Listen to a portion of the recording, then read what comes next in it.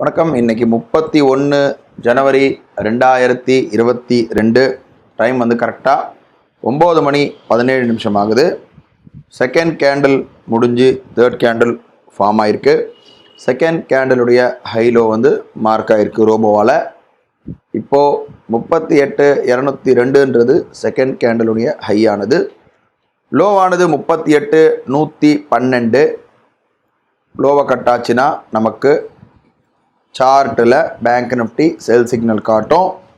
ரோபோவில் put option by ஆகும்.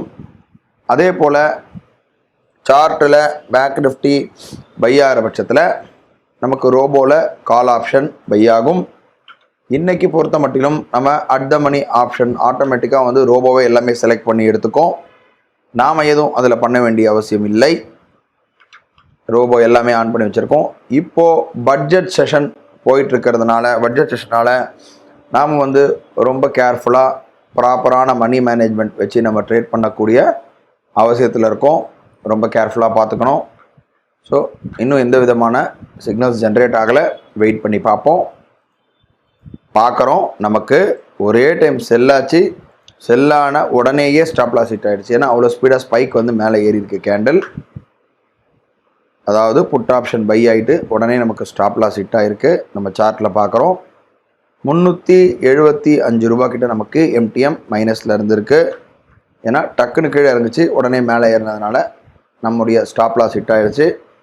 இப்போ மறுபடியும் அது செல் ஆகிற பட்சத்தில் நமக்கு 2 லாட் எடுக்கும். இப்போ பார்க்குறோம், நமக்கு வந்து மார்க்கெட் நல்லா கீழே வந்துருச்சு.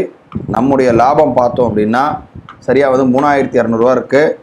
இப்போ நம்ம என்ன பண்ணலாம், ஒரு 3,500 4,000 நம்ம ப்ராஃபிட் செட் பண்ணி வச்சுருவோம். 4,000 வச்ச உடனே கட் ஆகிடுச்சு. நமக்கு ஆல்மோஸ்ட் ஒரு 3,500 கிட்ட கட் ஆகிடுச்சு. இன்றைக்கி 2 ட்ரேடு தான் எடுத்தது. முதல் ஒரு செல் வந்தது, ஸ்டாப் லாஸ் ஹிட் ஆச்சு. ரெண்டாவது செல் வந்தது, 3,500 ப்ராஃபிட் வந்துருச்சு. நாளை ஒரு புது ட்ரேடில் சந்திக்கலாம். நன்றி, வணக்கம்.